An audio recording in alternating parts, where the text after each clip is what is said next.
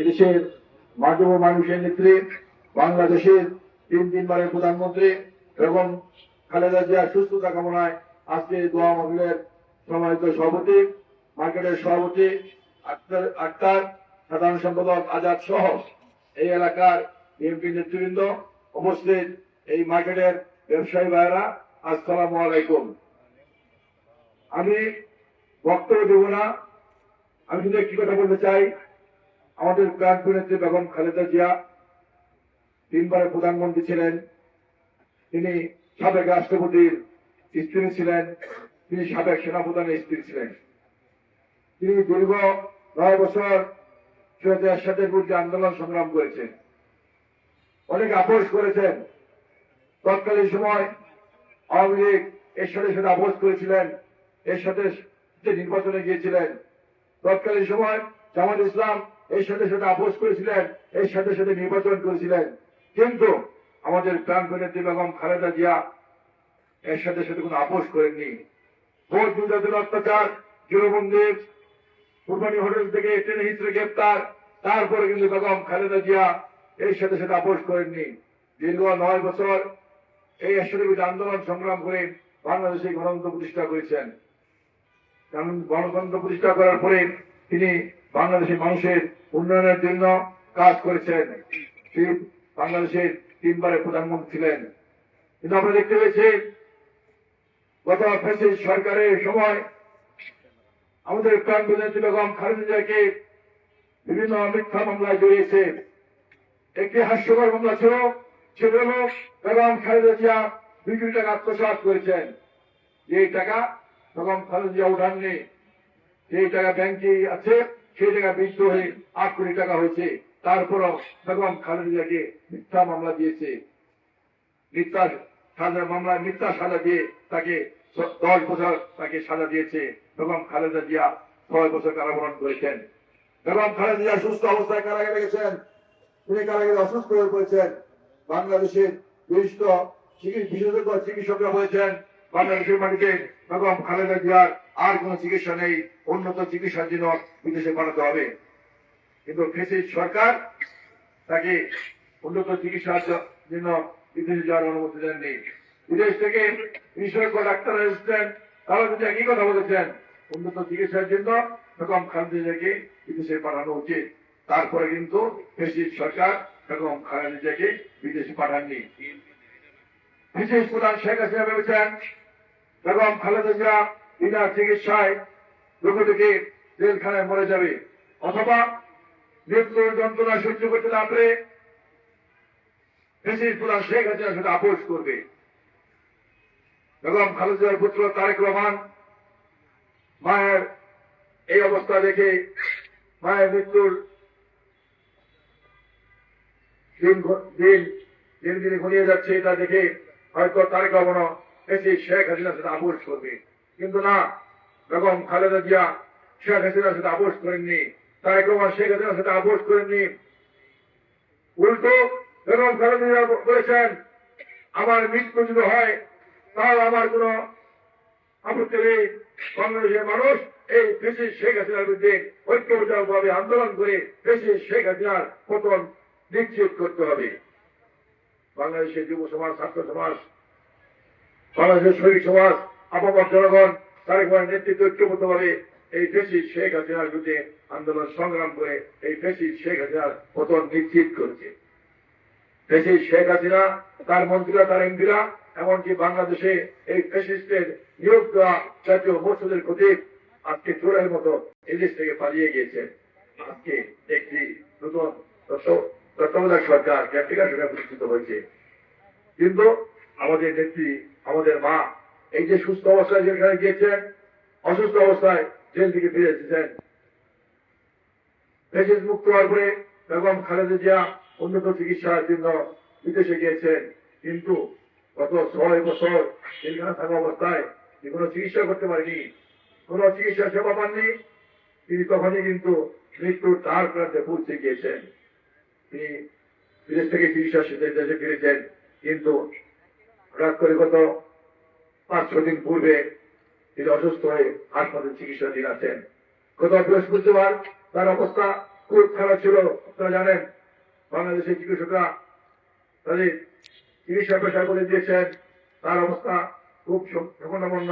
যে কোনো মুহূর্তে একটি দুর্ঘটনা ঘটতে পারে, আল্লাহ পাকের সিদ্ধান্ত নির্ভর করে। বাংলাদেশের মানুষ তারপর দিন সারা বাংলাদেশের জুমার দিনে বিভিন্ন মসজিদে দোয়া করেছে। বাংলাদেশের সমস্ত মানুষ তার জন্য দোয়া করেছে। বিভিন্ন ধর্মের মানুষও তাদের প্রার্থনালয়ে তারা প্রার্থনা করেছে বেগম খালেদা জিয়ার সুস্থতার জন্য। আজকে শুধু একটি কথা বলতে চাই, বেগম খালেদা জিয়া শুধু বিএনপির নেত্রী নন, তিনি বাংলাদেশের একজন আবশ্যিক নেত্রী। তিনি বাংলাদেশের 18 কোটি মানুষের নেত্রী। আজকে তিনি অসুস্থ। এই দেশের মানুষের উন্নয়নের জন্য কাজ করেছেন। এই দেশে আলেমদের উন্নয়নের জন্য শ্রদ্ধা করতেন, এদেশে আলেমদের সম্মান করতেন, এদেশে ইসলামের উন্নয়নের জন্য কাজ করেছেন, এদেশে ইসলাম শিক্ষার জন্য কাজ করেছেন, এদেশে বিশেষ করে বাংলাদেশের সাধারণ মানুষের উন্নয়নের জন্য দায়িত্ব উন্নয়নের জন্য কাজ করেছেন। আজ আমাদের নেত্রী আজকে অসুস্থ, মৃত্যুর সাথে পাঞ্জা লড়ছে। তাই সবার কাছে আমি আকুল আমন্ত্রণ জানাচ্ছি, আপনারা সবাই আমাদের সৃষ্টিকর্তা আল্লাহ তাআলার কাছে দোয়া করবেন, আল্লাহ পাক যেন আমাদের নেত্রী বেগম খালেদা জিয়াকে সুস্থ করে আমাদের মধ্যে আবার ফিরিয়ে দেন, তিনি তো বাংলাদেশের মানুষের সেবা করতে পারেন। সম্মানিত ভাইরা, আপনারা জানেন আগামী বছর ফেব্রুয়ারি মাসে একটি নির্বাচন হবে। সেই নির্বাচন নিয়ে আমি শুধু একটি কথা বলতে চাই, একটি গোষ্ঠী এই নির্বাচনে বানচাল করতে চায়। যে গোষ্ঠীতে বাংলাদেশের স্বাধীনতা চায়নি, বাংলাদেশের যুদ্ধ চায়নি, স্বাধীন বাংলাদেশ চায়নি, বাংলাদেশের মানচিত্র চায়নি, বাংলাদেশের পতাকা চায়নি, যে দলটি মুক্তিযুদ্ধের সময় পাক হানাদার বাহিনীর সাথে থেকে বাংলাদেশের লক্ষ লক্ষ ভাইকে হত্যা করেছে, যে দলটি যুদ্ধের সময় পাক হানাদার বাহিনীর সাথে থেকে লক্ষ লক্ষ মাহবুবের ইজ্জত নষ্ট করেছে, এই দলটি আজকে নির্বাচন বানচাল করতে চায়। তারা বুঝতে পেরেছে নির্বাচন হলে তারা ক্ষমতায় যেতে পারবে না। এই দলটির প্রতিষ্ঠাতা মাওলানা মওদুদী যখন জামাত প্রতিষ্ঠা করেছিলেন, তখন থেকে এই দলটি আমাদের ইসলামের বিরুদ্ধে বিভিন্ন ভাবে তাদের কর্মকাণ্ড চালিয়েছে। এই দলটির প্রতিষ্ঠাতা মাওলানা মওদুদী তৎকালীন সময়ে সেই 47-48 সনেই যখন দল প্রতিষ্ঠা করেছিলেন, তখনই কিন্তু সে আমাদের প্রিয় নবী হযরত মুহাম্মদ সাল্লাল্লাহু আলাইহি ওয়াসাল্লামের বিরুদ্ধে বক্তব্য দিয়েছেন। তিনি বলছেন আমাদের প্রিয় নবী জীবন দশায় অনেক ভুল করেছেন, এই জন্য তার তওবা করা উচিত ছিল, তিনি তওবা করেন নাই।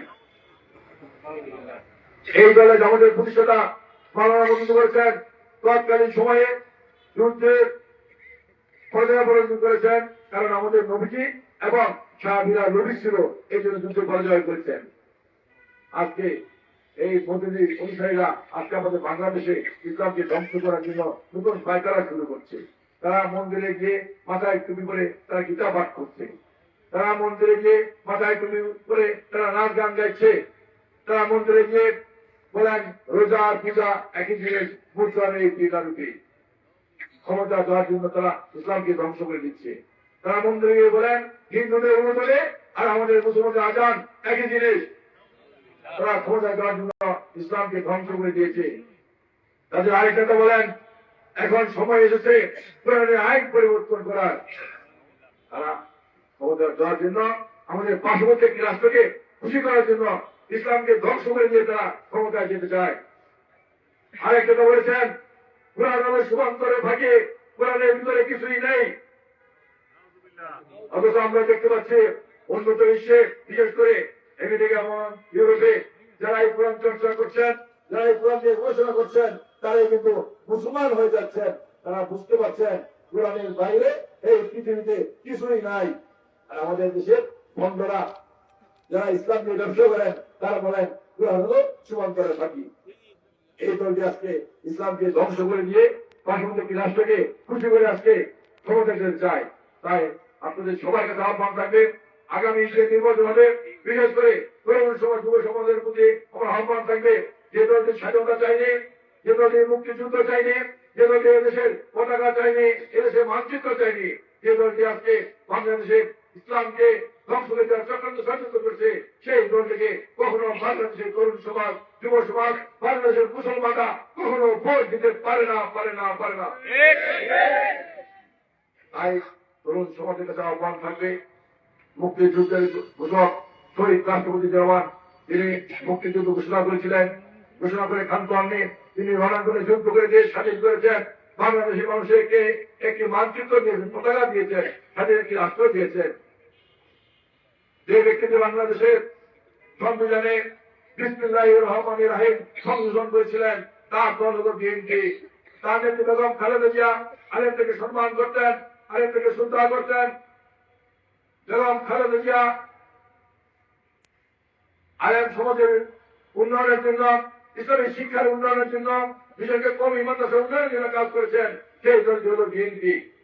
আগামী নির্বাচনে দেশের স্বাধীনতা সমুদ্র রক্ষার স্বার্থে, গণতন্ত্রের স্বার্থে, ইসলামী ঐক্যকে প্রতিষ্ঠা করার স্বার্থে, ইসলামের বিরুদ্ধে সংখ্যালঘুদের ভয় করার স্বার্থে আগামী নির্বাচনে ধানের শীষে ভোট দিয়ে জয়যুক্ত করবেন। আমি এলাকার সন্তান, এই এলাকায় বড় হয়েছে। আমাকে আগামী নির্বাচনে বিএনপির পক্ষ থেকে ধানের শীষে নিয়ে নির্বাচন করার সুযোগ করে দিয়েছেন বিএনপির চেয়ারপারসন বেগম খালেদা জিয়া, বিএনপির ভারপ্রাপ্ত চেয়ারম্যান তারেক রহমান। আপনাদের কাছে আহ্বান থাকবে, আমি আপনাদের ভাই হিসাবে, আপনাদের সন্তান হিসাবে, কারো ছোট ভাই, কারো বন্ধু, কারো বড় ভাই, সেই দাবি নিয়ে বলতে চাই, আমি আপনাদের পাশে থাকতে চাই, আপনাদের সেবা করার সুযোগ চাই। এই জন্য আমাকে আগামী নির্বাচনে ধানের শীষে ভোট দিয়ে আপনাদের পাশে থাকার সুযোগ দিবেন, আপনাদের সেবা করার সুযোগ করে দিবেন। আল্লাহ পাক যেন আমাকে কবুল করেন। সময় আবার বলতে চাই, যে নেত্রী বাংলাদেশের মানুষের জন্য উন্নয়ন করেছেন, সারা জীবন বাংলাদেশের মানুষের জন্য কাজ করেছেন, তিনি অসুস্থ হাসপাতালে মৃত্যুর সাথে পাঞ্জা লড়ছেন, তার জন্য দোয়া করবেন। আল্লাহ পাক যেন তাকে সুস্থ করে আবার আমাদের মধ্যে ফিরে যায়, তিনি যেন আবার মানুষের সেবা করার জন্য কাজ করতে পারেন, সেই দাবি করে, সেই আহ্বান জানিয়ে আমি আমার বক্তব্য শেষ করছি। খুদা হাফেজ। বাংলাদেশ জিন্দাবাদ, বাংলাদেশ জাতীয়তাবাদী জিন্দাবাদ, শহীদ অমর বেগম খালেদা জিয়া জিন্দাবাদ, আমাদের প্রাণ জনতা তারেক রহমান জিন্দাবাদ, জিন্দাবাদ। আসসালামু